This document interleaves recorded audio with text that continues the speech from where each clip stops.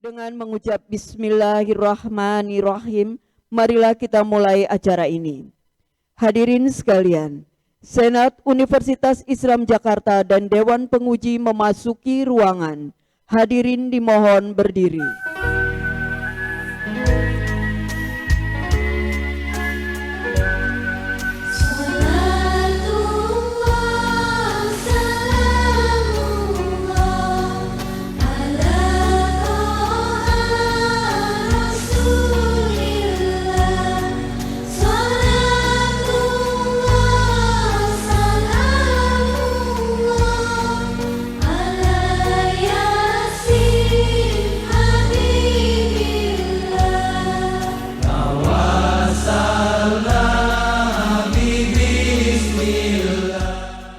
Mengucapkan Bismillahirrahmanirrahim.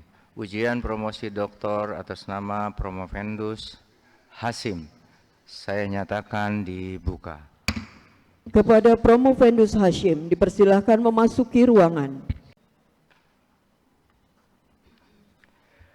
Saudara Promovendus Hasim, apakah saudara siap untuk mengikuti ujian hari ini?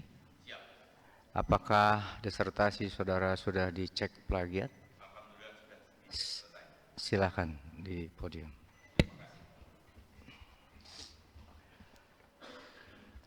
Assalamualaikum warahmatullahi wabarakatuh. Yang terhormat tim penguji, tim promotor, serta Bapak Ibu hadirin yang berbahagia. Perkenankan saya akan memperkenalkan tim penguji pada hari ini yang terdiri dari Ketua Penguji dan Promotor saya sendiri, Sekretaris Merangkap Penguji Profesor Dr. Dede Rosada MA, Penguji Profesor Dr. Farhana SH MH MPDI, Penguji Dr. Popi Puadah MPD, Penguji Eksternal Profesor Dr. Rusmin Tumanggor MA, serta ko-promotor Dr. Sahrullah MPD. Tim penguji mulai dari Pak Ketua tim, Sekretaris tim, dan anggota tim, izinkan kami menyampaikan paparan dari hasil penelitian kami yang mengambil lokus di kota Jakarta Utara. Adapun konsentrasi yang kami ambil adalah pola pembinaan guru Rodatul Atfal, di mana kami mengambil ini adalah dasarnya adalah Undang-Undang Republik Indonesia Nomor 20 Tahun 2003 tentang Sistem Pendidikan Nasional. Kemudian Peraturan Pemerintah Republik Indonesia Nomor 9 Tahun 2017 tentang guru. Dan yang terakhir adalah PMA Nomor 490 Tahun 2024 tentang pedoman implementasi kurikulum pada RA, MI, MTS, dan MA serta MAK. Itu sebagai dasar hukumnya. Di samping itu bahwa profesionalisasi dengan profil guru dan guru idaman merupakan produk dari keseimbangan antara penguasaan pengetahuan dan aspek keguruan. Kemudian kualitas pendidikan ditentukan oleh banyak faktor, antara lain yang sangat mendominasi adalah tentang pembinaan guru. Kemudian bahwa pelaksanaan program pembinaan guru di Rodatul Atfal Kota Jakarta Utara belum terpola dengan baik. Kemudian terdapatnya rencana induk pengembangan madrasah tahun 2020 sampai tahun 2024 pada fase peningkatan mutu pendidikan madrasah. Bahwa kami mengajukan penelitian ini adalah memiliki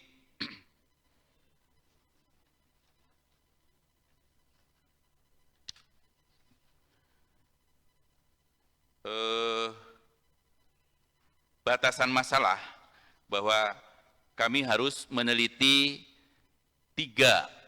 awalnya tiga ditentukan oleh pembimbing kami, namun kami menyiapkan 4 Rodatul Atfal, karena ada salah satu kecamatan yang jumlahnya cukup padat, sehingga kami menambah 1, yaitu di Kecamatan Cilincing 2 RA, di Kecamatan Koja 1 RA, dan di Kecamatan Pademangan 1 RA.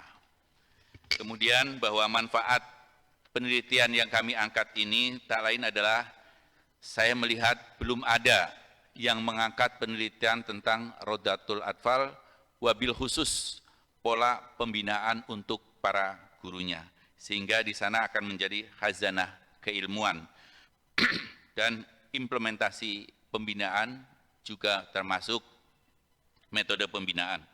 Kemudian secara praktisnya, bahwa lokal spesifik indikator kemudian mengurangi gap pembelajaran, karakter, life skill, kemudian model pembinaan.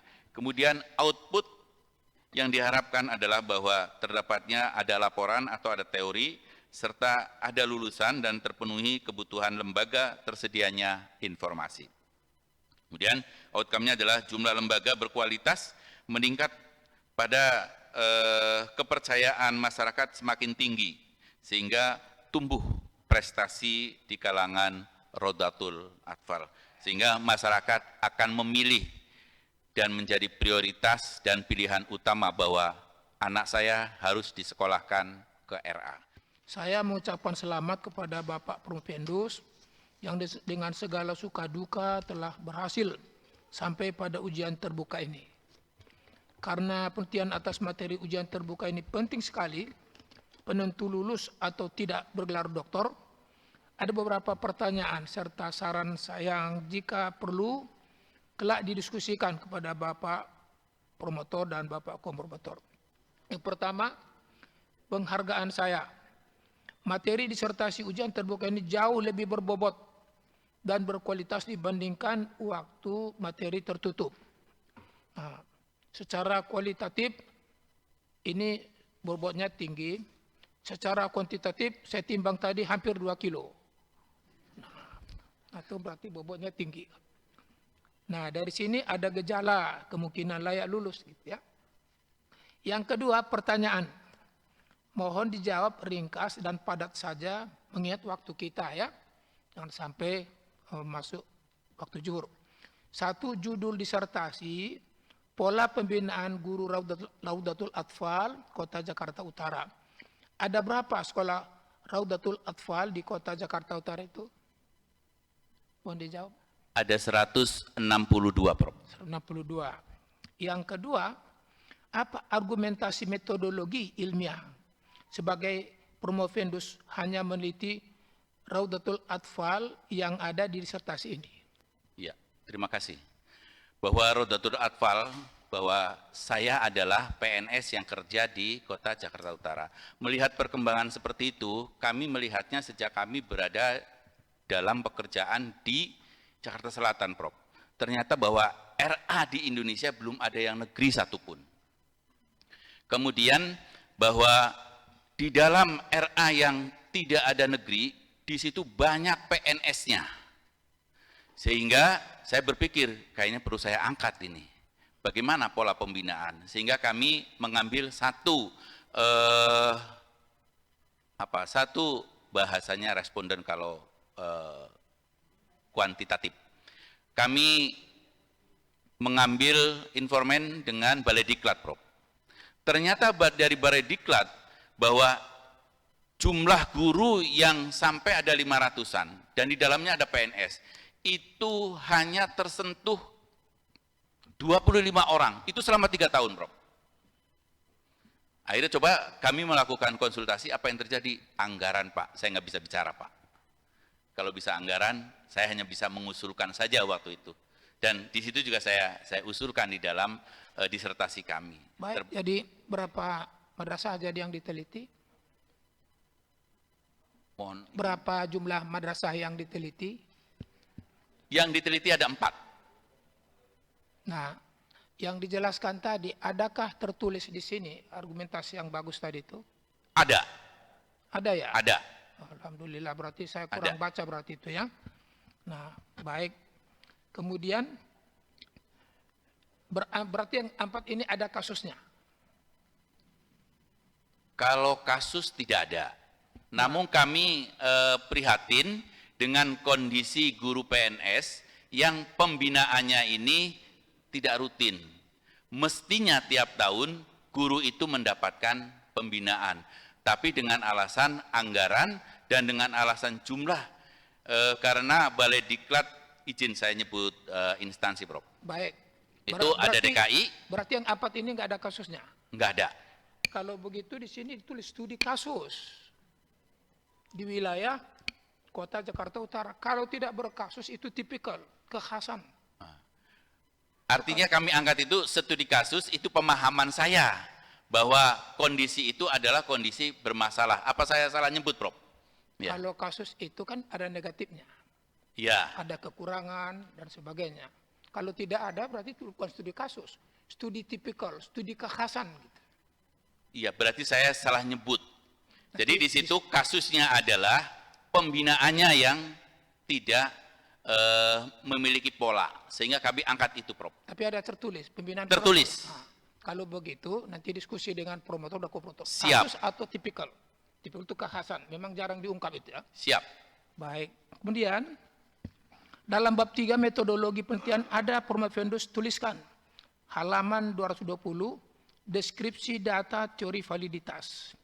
Apa maksudnya? Dimaksudkan deskripsi apa? Deskripsi teori data validitas. Apa maksudnya itu? Halaman 220 Iya. di metodologi ya. Baik, terima kasih. Di situ kami memaparkan bahwa data-data yang kami ajukan itu adalah langsung dari lapangan dan langsung istilahnya itu data primer. Nah, data primer itu tetap kami angkat, kami tambahkan dengan data sekundernya dari laporan-laporan yang ada, Prof. Baik. Kemudian biasanya ada dua itu bergandengan. Validitas, kecocokan data, metode yang dipakai atau teknik pakai dengan data. Satu lagi ada reliable, kepercayaan. Percayaan. Ya. Nah, pertanyaan saya, secara filsafat epistemologi, apa argumentasi Promovendus bahwa data temuan disertasi terpercaya benarnya?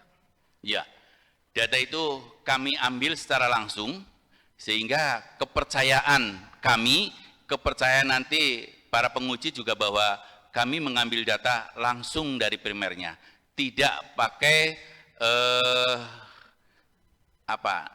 dari dunia maya, langsung kami berhadapan langsung.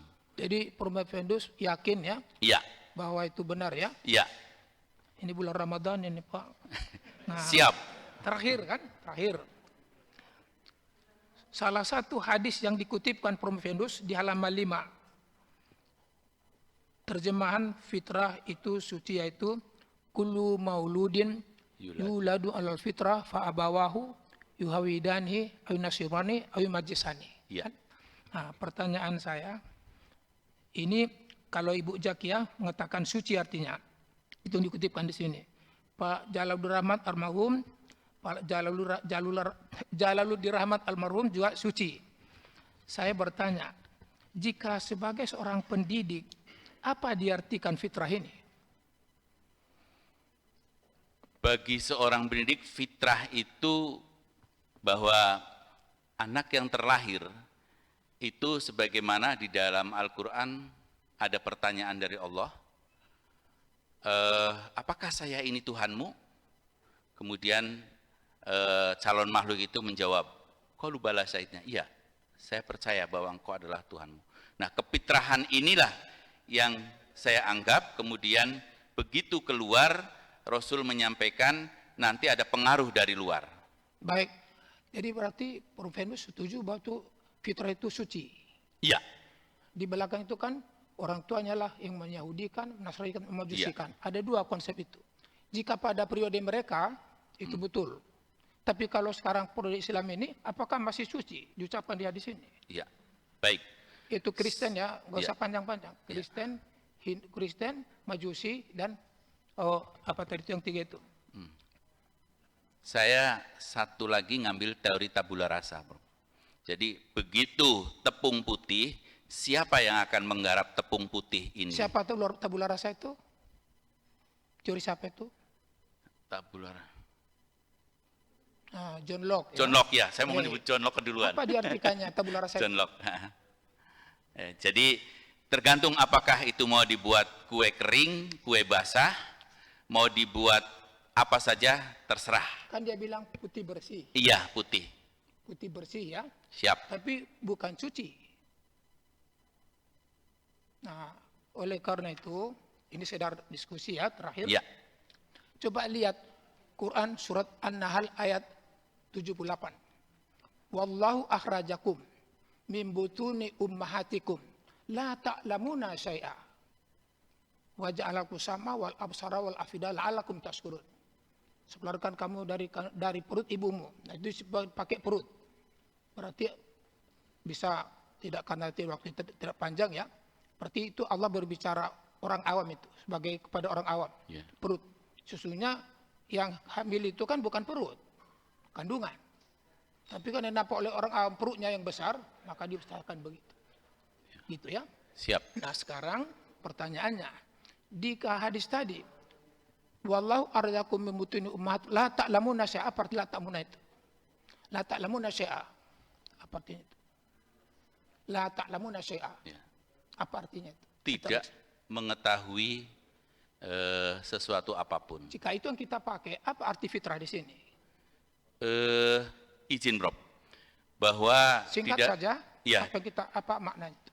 arti di sini. fitrah di situ saya menerjemahkan karena ada beberapa ahli tafsir yang menyebutkan ada yang bersih, ada yang fitrah. Sekarang tadi udah bicarakan bersih ya. Ya. Saya utamakan dengan ayat itu. La ta'lamuna syai'a, artinya itu apa? Belum mengetahui apa-apa, maka Jika disebut belum bersih. mengetahui apa artinya fitrah di sini? Fitrah di situ artinya akan terpengaruh oleh apa yang kosong. Kosong dari pengetahuan. Jadi fitrah itu bagi seorang pendidik diartikan kosong, bukan suci. Kalau pakai tabula rasa tadi, kertasnya putih bersih, kan? Bisa dioret-oret bergantung kepada tinta apa yang diberikan oleh pengoretnya. Siap. Jadi berarti dalam pendidikan lebih cocok kita artikan kosong fitrah itu.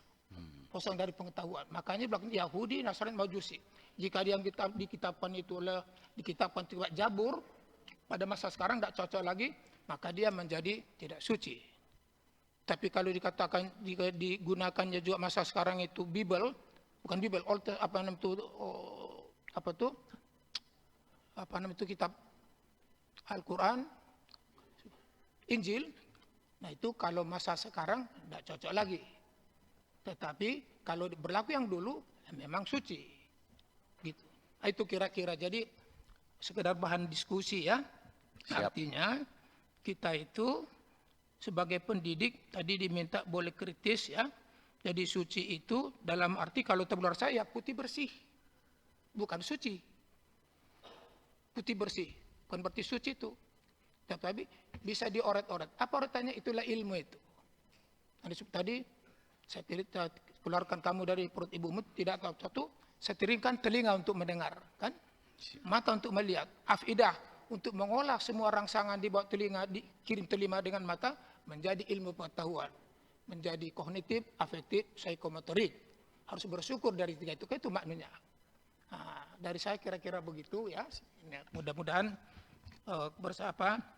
kita bisa berbeda, tapi saya menghargai yang di ilustrasi ini. Ini hanya pemikiran saya, gitu ya. Siap. Kenapa Bapak mengangkat masalah atau masalah ini berkaitan dengan pola pembinaan guru roda atfal secara empiris yang tadi sudah, karena belum ada dan lain sebagainya gurunya dan sebagainya. Nah sekarang sebenarnya kenapa sih secara ya hakikat atau filosofis Bapak mengangkat ini? Ya tentu tadi yang sudah Bapak jelaskan kan secara empiris. Iya. Kenapa? Sebenarnya kenapa nih? Apa pentingnya Raudal Atfal atau misalnya pendidikan usia dini secara umum itu penting? Diangkat sehingga seperti itu. Apakah ada alasan Bapak selain alasan daripada alasan secara empiris? Ya. Terima kasih Prof. Izin menjawab. Secara filosofis bahwa tadi saya sudah ditanya oleh Prof. Rusmin bahwa anak ini dimasukkan atau didaftarkan ke RA ini tentunya adalah dengan dasar bahwa harapan dari orang tua adalah mengetahui apa yang diketahui oleh orang tuanya, yaitu kepercayaan atau agama. Dengan dasar itu orang tua akan memilih untuk itu berbenah bahwa guru yang dibina oleh kepala RA atau kepala yayasan perlu ada penanganan, sehingga untuk mendapatkan anak yang memiliki keilmuan bagus, walaupun di TK itu belum ada pembelajaran seperti MI atau SD, namun bahwa di situ anak sudah diajarkan bagaimana punya adab, bagaimana punya tata krama, bagaimana punya sopan santun, dan bagaimana mulai mengenal ajaran-ajaran Islam, sehingga perlu ditanamkan sedini mungkin. Orang tua yang sudah tahu tentang itu pasti akan mengarahkan ke sana. Dengan melihat seperti itu, maka kami melihat bahwa guru tidak bisa dianggap begitu saja mengalir, maka perlu diangkat hal-hal yang sifatnya meningkatkan kemampuan, baik itu dari segi kompetensi ataupun dari segi life skill-nya untuk guru, sehingga kekuatan yang hebat, kemampuan yang tinggi, orang tua akan melihat bahwa anaknya ini memiliki etika, memiliki karakter yang cukup dibanggakan oleh orang tuanya. Terima kasih, Prof. Ya, terima kasih Bapak. Jadi kalau begitu anak itu sebagai investasi, ya, karena harus tadi berakhlak, harus cerdas dan lain sebagainya yang tadi Bapak ungkapkan. Jadi anak itu sebagai investasi terbesar, di mana banyak sudah penelitian-penelitian, yaitu penelitian ekonomi itu menunjukkan bahwa yang tadi dikatakan bahwa usia dini itu, ya, dalam hal ini pendidikan usia dini untuk mendidik anak usia dini itu adalah investasi terbesar, ya, dan juga merupakan hak anak. Nah, jadi ini merupakan sebagai menekankan pada hak anak juga. Nah, itu mungkin bisa diarahkan ke sana, ya. Jadi sehingga kalau kita mendidik anak secara dini yang tadi Bapak katakan, nanti menjadi pemimpin-pemimpin yang lebih baik gitu ya, maksudnya daripada yang sekarang. Betul. Seperti itu maksudnya ya, yang ini. Nah, oleh karena itu dalam hal ini pola pembinaan guru, dalam hal ini guru yang disebut dengan profesional. Nah, apakah kita ya di Indonesia sudah menekankan pada guru sebagai profesional dengan jadi guru dalam hal ini guru PAUD ya, Radatul Alfal pendidikan. Nah, karena ini punya kekhasan tadi, kepentingan tadi, tentu guru-gurunya kan harus yang yang mempunyai kompetensi berkaitan dengan pendidikan di PAUD. Nah, apakah menurut Bapak sekarang ini di kita di Indonesia sudah melaksanakan hal itu, di mana Bapak membuat suatu pola pembinaan untuk arahnya ke sana. Ya. Dalam hal di sini berkaitan dengan baik pola pembinaan maupun penyusunan program. Karena kan kalau kita bandingkan di negara misalnya Eropa ya, berkaitan dengan negara-negara yang majulah gitu, bahwa guru PAUD atau guru usia dini itu adalah ahli dalam perkembangan anak. Seperti itu. Ya, dia punya profesional yang setara dengan profesi-profesi yang lain, seperti profesi medis, profesi hukum dan lain sebagainya. Guru di PAUD ini, makanya profesional itulah. Nah, bagaimana Bapak menanggapi hal ini sehubungan dengan pola pembinaan ini? dan program. Baik, izin menjawab, Prof. Terima kasih atas pertanyaannya. Apakah guru-guru ini sudah diberikan tentang keprofesian? Iya. Namun dalam hal ini bahwa regulasi, saya melihatnya regulasi sudah banyak, Bu. Yang terakhir itu ada keputusan dari Dirjen terkait dengan breakdown daripada kompetensi. Kemudian bahwa saya pernah mengumpulkan guru-guru RA, kemudian ditanya secara lisan, Bu, siapa yang pernah mengikuti penataran ini? Tidak ada yang hand up, Bu. Kemudian siapa yang pernah mengikuti penataran kompetensi sosial? Kagak ada, Bu. Siapa yang pernah mengikuti pembinaan pedagogik? Hanya 3 orang, Bu. Artinya ini sudah ada, namun lagi-lagi keterbatasan Dana. apa pemerintah, apa kitanya ya, Bu ya. Dana. Jadi rupanya berbeda-beda.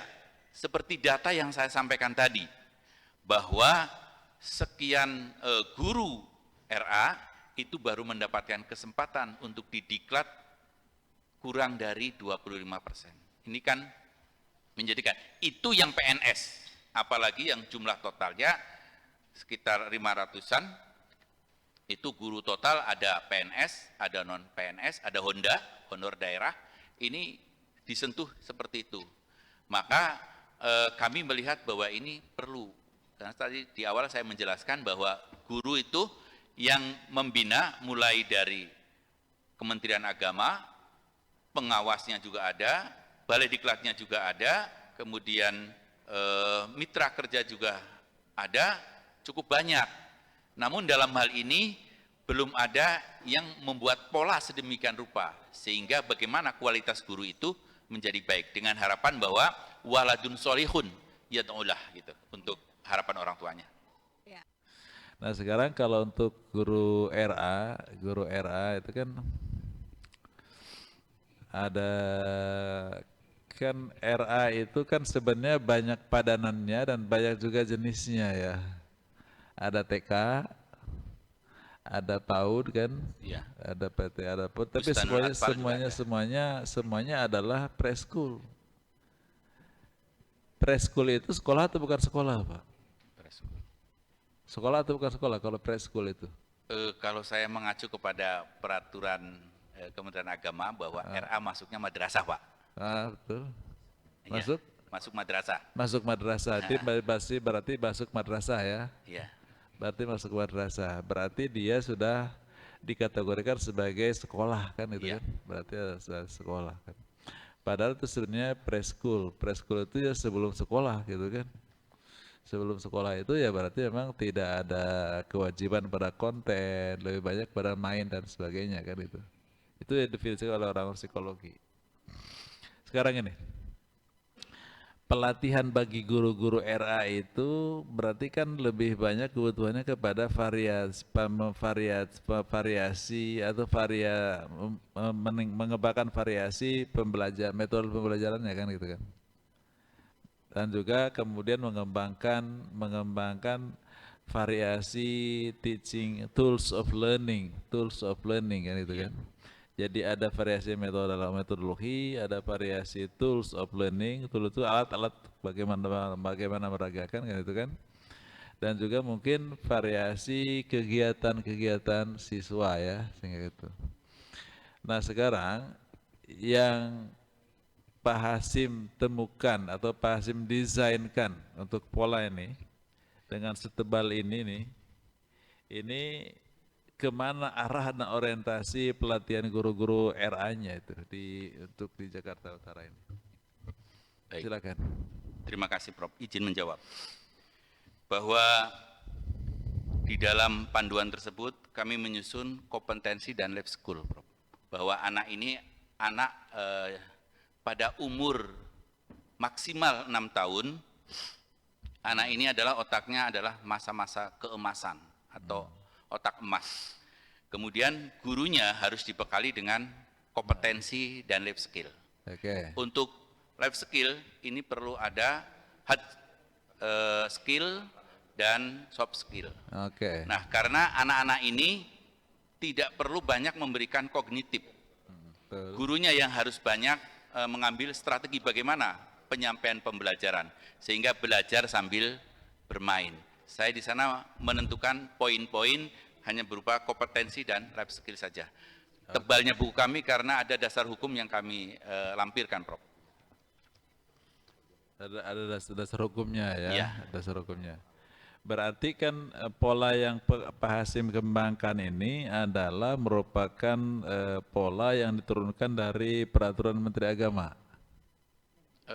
Antara lain, Prof. Antara lain. Antara lain. Ada nggak yang khas yang tidak di peraturan menteri yang Pak Hasim kembangkan dalam pola ini? Apa aja kira-kira, Pak?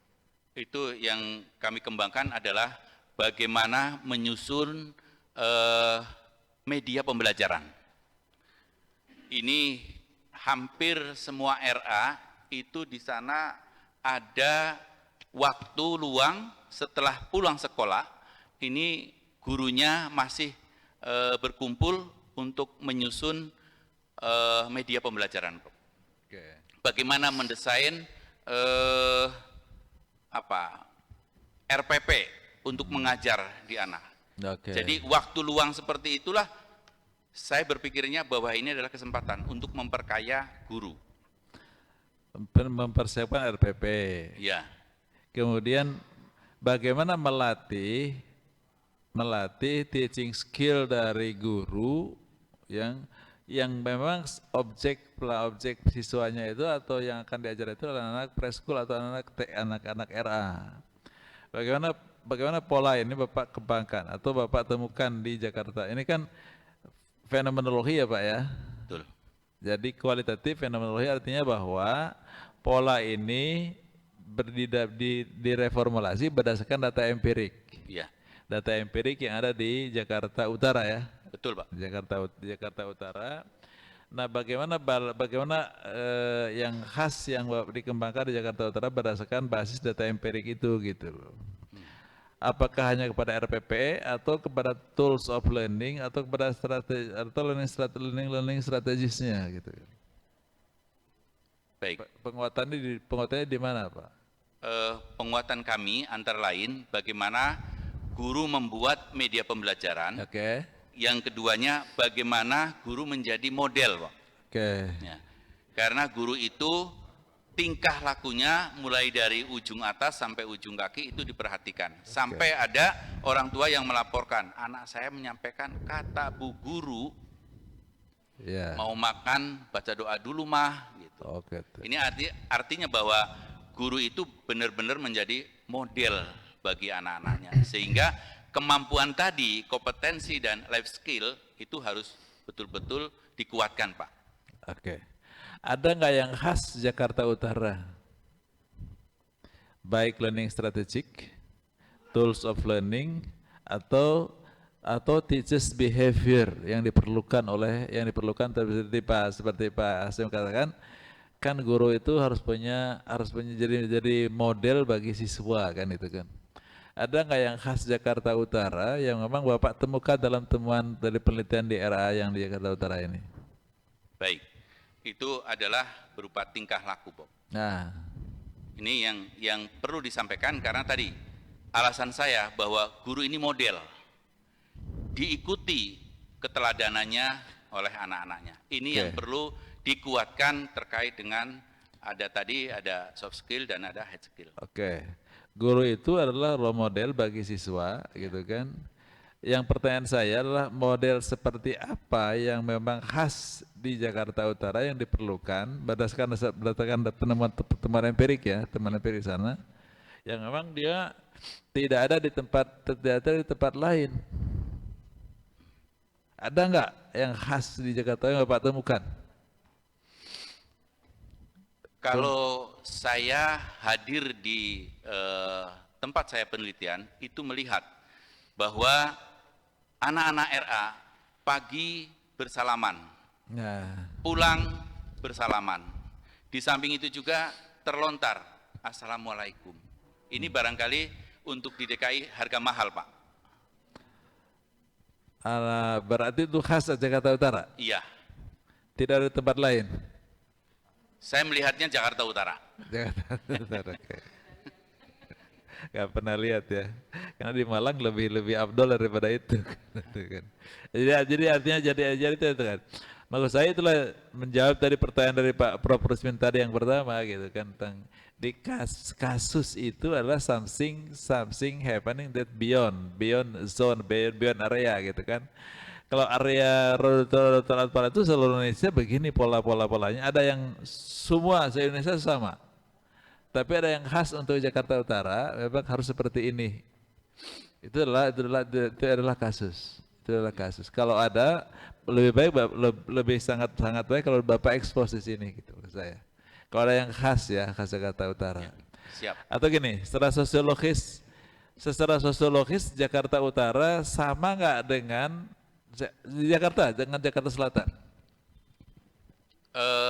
Beda Pak. Bedanya di mana? Bedanya di mana? Bedanya bahwa Jakarta Utara ini etnisnya, sebagaimana saya maju ke WIP 2, itu etnisnya untuk Indonesia ada semua. Mungkin dunia juga ada semua. Sedangkan Jakarta Selatan etnisnya masih bisa dihitung Pak. Sangat terbatas kan gitu kan. Jadi Jakarta Selatan, Jakarta Timur agak beda dengan Jakarta Utara kan gitu. Betul. Jakarta Utara etniknya merepresentasi seluruh Indonesia. Iya. Lalu kemudian juga tingkat kepadatan penduduknya juga lebih tinggi. Betul. Lebih tinggi. Maka kemudian juga kompetisi sosialnya juga lebih Hebat. lebih kuat kan, lebih kuat. Karena kompetisi sangat kuat, maka kadang-kadang kekerasan itu menjadi sebuah behavior. Iya. Betul nggak? Betul Pak. Betul nggak? Ada nggak refleksi ini yang muncul dalam fenomena pembelajaran di TK? Itu maksud saya itu. Jadi guru mengidealkan apa guru TK untuk anak menjadi orang Jakarta Utara? Apakah menjadi orang yang keras kepada orang lain? Ini kompetisi anak kalian tuh hebat, kompetisi keras sekali, maka kemudian harus keras gitu kan, harus keras gitu kan. Kalau perlu berkelahi ya berkelahi gitu kan gitu. Ada nggak yang khas seperti itu yang Bapak temukan dalam penelitian ini? Baik, izin menjawab Prof. Ya silakan. Rupanya dari latar belakang orang tua yang hampir seluruhnya kondisi ekonomi orang tua siswa ini boleh disebut cukup pas-pasan. Cukup ke atas atau cukup bawah? Cukup bawah Pak. Oh, cukup ke bawah. Cukup bawah. Oke, Sehingga bagaimana dia bekerja itu tentunya harus bekerja keras Pak. Oke. Tapi berharap bahwa anaknya ini memiliki hati yang lembut. Makanya dimasukkan ke dalam roda Nah, dengan demikian sekarang pedagogik apa yang dikembangkan oleh guru dalam pelatihan guru di situ yang bisa menghasilkan anak keras tapi lembut gitu. Ya kan keras tapi lembut, gimana itu? Tentunya ini adalah pedagogik bagaimana melakukan pendekatan gurunya Pak. Bagaimana dia, mohon izin, lagi-lagi saya menyampaikan hard skill dan soft skill. Bagaimana menanamkan itu? Bagaimana menanamkan ajaran? Makanya kemudian dalam pola-pola ini harus dimunculkan sebagai satu hal yang khas Pak. Polanya ditemukan dalam pelatihan gurunya harus seperti apa? Kemudian guru sebagai role model dari siswa itu harus behaviornya harus seperti basic behavior harus seperti apa dimunculkan di sini sehingga kemudian ini menjadi salah satu yang ada yang distintif dari yang lain gitu kan. Dan ini akan menjadi novelty-nya bagi disertasi Pak Hasim. Jadi bagaimana guru dilatih untuk teaching skill, kemudian juga personal behavior yang menjadi role model bagi siswa itu, yang karakter dia harus kompetitifnya kuat, tapi juga harus berhati lembut itu. Itu membutuhkan style guru seperti apa ketika dia berbicara, ketika dia bersikap, dan ketika dia bertindak gitu kan. Ini bagusnya terumuskan dalam pola ini sebagai salah satu novelty-nya. Kira-kira sudah adakah atau memang perlu dikembangkankah? Perlu ditambahkan lagi kerumusannya nggak menurut Pak Hasim? Menurut kami untuk dikembangkan memang perlu, Prof. Perlu, oke. Perlu. Jadi yang tadi itu belum terjawab ya, yang temuan-temuan yang khas itu belum terjawab ya. Dalam pola pembinaan guru Darul Telatalnya ya. Jadi dengan demikian kalau memang Bapak punya sebuah pola yang temuan-temuan pola baru, lalu kemudian temuan itu temuan-temuan tadi, bahkan dia akan merubah behavior masyarakat untuk yang akan datang. Harapannya seperti itu, Prof. Baik, saya kira demikian. Terima kasih, Prof. Dari beberapa pertanyaan tadi, mungkin yang terkait dengan disertasi cuma satu pertanyaan saya, sesuai dengan rumusan masalah Bapak. Itu kan ada pertanyaan bagaimana mendesain. Bagaimana mendesain itu kan berarti pertanyaannya adalah menanyakan proses ya Pak. Ya. Kemudian ketika saya baca di kesimpulan, itu saya tidak menemukan. Jadi maksudnya tidak bisa memahami bagaimana sih proses mendesainnya gitu loh Pak. Karena saya baca dari kesimpulan yang menjawab pertanyaan nomor 3 itu, jawabannya hanya tidak menjelaskan bagaimana langkah-langkah dalam proses mendesain visi misi gitu. Itu dulu ya. Jawab dulu aja maksudnya. Baik. Kami karena sifatnya kesimpulan, kami sangat singkat, Bu. Oke. Sangat singkat sehingga paparan tentang visi misi ada di bab 4-nya. Ya. Itu barangkali. Cara mendesainnya itu yang saya tidak langkah-langkahnya kan, kalau bagaimana mendesain kan sebenarnya pertanyaannya adalah langkah-langkah gitu Pak. Bagaimana mendesain visi misi itu yang Izin, Prof. Kayaknya saya mencantumkan baganya malah. Oh, bagannya ada. Baganya. Oh, cuma di Visi misi. kesimpulannya mungkin tidak dirinci Ya, 1, 2, 3 di nya. kesimpulan singkat ya saya hanya. Tapi tidak terbaca. Oke. Jadi oke. dalam bentuk bagan kami. Oke. Yang kedua, dari cerita Bapak tadi kan bahwa ternyata tidak ada satupun RA yang negeri ya. Ya. Kemudian yang berikutnya hanya sekitar 25 orang dari seluruh guru RA itu yang pernah mengikuti pelatihan. Dan itu pun PNS. Oke. Berarti kesimpulannya kan, kira-kira kesimpulan Bapak apa tuh terkait dengan perhatian pemerintah terhadap penyelenggaraan pendidikan RA? Izin menjawab. Iya. Saya sudah masukkan di saran perlunya ada penambahan anggaran. Oke. Paling tidak guru-guru yang negeri itu mendapatkan giliran walau setahun sekali. Oke. Karena di situ perhitungannya 3 tahun, perhitungannya hanya seperti ini. Ini kami wawancara baik itu dengan kepala Balai Diklatnya, juga dengan Subag Balai Diklatnya dan Widya Iswaranya. Artinya kami mencocokkan bahwa ini betul adanya terkait pada anggaran. Oke. Kemudian seingat saya kan di beberapa kajian ilmiah ya, bahwa TK itu sebenarnya tidak harus bisa calistung gitu. Nah, di RA yang Bapak teliti itu diarahkan ke sana atau tidak? Untuk RA itu yang tadi saya sampaikan adalah belajar sambil bermain. Oke. Ya, berhitung sebetulnya bisa, Bu. Karena sambil lari membawa alat estafet 1, 2, 3. Jadi bukan berhitung yang kita pahami seperti belajar matematika 1 ditambah 1 itu. Tapi di situ adalah belajar sambil bermain. Ya, tapinya berarti ada target calistung tadi. Diharapkan enggak. Yang jelas anak pernah diajarin oleh gurunya seperti itu. Melangkah 1, 2, 3. Oke. Izin Bu. Tapi anak-anak RA ini bagaimanapun juga harus hafal Al-Fatihah, Bu. Harus hafal surat-surat pendek. Doa-doa pendek ini harus hafal. Ini target yang disampaikan. Jadi sambil bernyanyi-nyanyi mengenal sifat Allah. Sambil bernyanyi-nyanyi, sambil jalan, pawai, itu juga bersolawat. Itu yang ditanamkan oleh guru-gurunya. Ya, soalnya kan keluhan dari guru-guru SD itu kan ternyata gitu ya, ketika RA atau PAUD atau TK itu tidak mengarahkan kepada siswa agar dia bisa membaca, menulis dan berhitung gitu. Ternyata cukup kesulitan buat guru-guru SD untuk mengajarkan. Ada beberapa guru SD yang mengeluh itu ya gitu, karena tadi tidak dipersyaratkan tadi gitu. Izin Bu jawab. Ya. Terkait dengan pertanyaan penguji bahwa ada guru yang di SD atau MI seperti itu memang ada. Tetapi dalam hal ini bahwa satu sisi bahwa di RA juga tidak boleh diajarkan begitu. Satu sisi ada tuntutan seperti itu, sehingga saya mendengar, tidak saya curahkan di disertasi saya. Orang tua mencari solusinya adalah les, Bu. Oh. Itu saya dengar ini. Saya tidak curahkan di situ. Emang dilarang ya? Calistung itu dilarang? Katanya masa perkembangan anak seperti itu jangan diberikan beban seperti itu. Bisa membaca dan menghitung. Ya, saya memang harus banyak mencari teorinya. Sementara ini yang saya pahami, wong di dalam kandungan aja sudah diperdengarkan ayat-ayat Al-Quran gitu kan. Ya. Itu nanti sangat bertentangan dengan anak-anak orang tua yang menyokong anaknya ke hafiz Quran ya. Jadinya kalau begitu kan. Iya. Oke. Barangkali itu jawaban kami.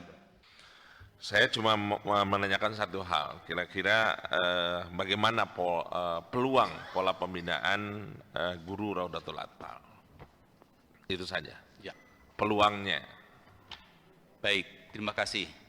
Untuk peluangnya kami bagaimana menerapkan, mengimplementasikan pola pembinaan guru-guru.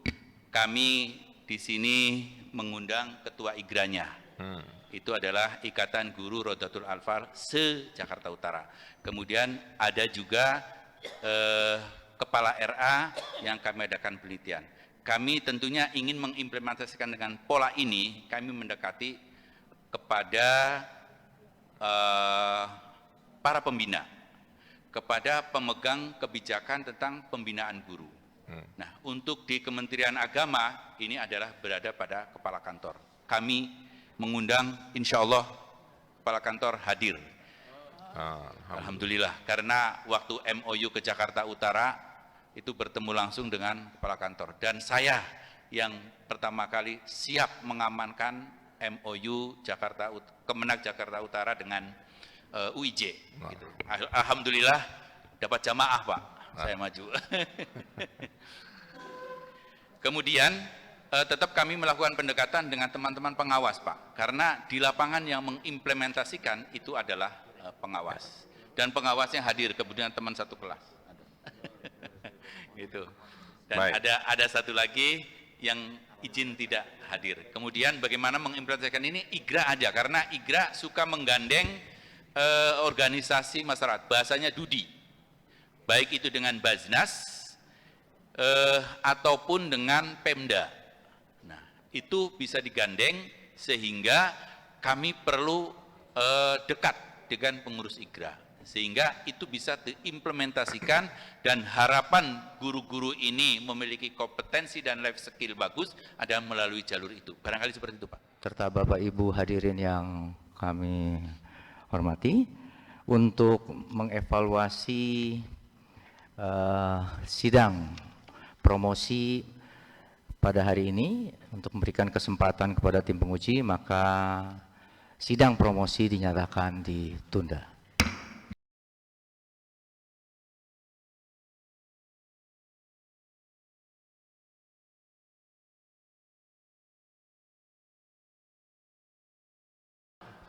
Sidang akan dilanjutkan kembali. Senat Universitas Islam Jakarta dan Dewan Penguji memasuki ruangan. Diri.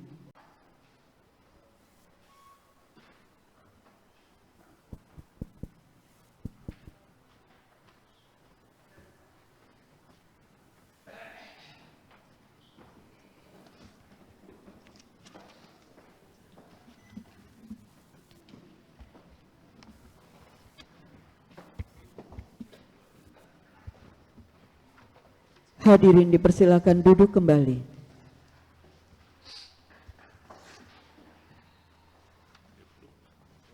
Ujian promosi doktor atas nama Promovendus Hasim, dengan ini saya nyatakan dibuka kembali.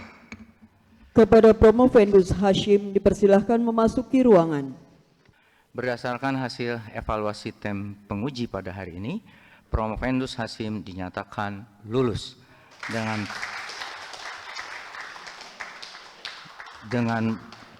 predikat amat baik dan menjadi lulusan Doktor Pendidikan Agama Islam Universitas Islam ke-83. Perkenankan kami menyampaikan tanda kelulusan dari mewakili pimpinan universitas dan mewakili Ketua Program Studi Program Doktor Pendidikan Agama Islam Universitas Islam Jakarta.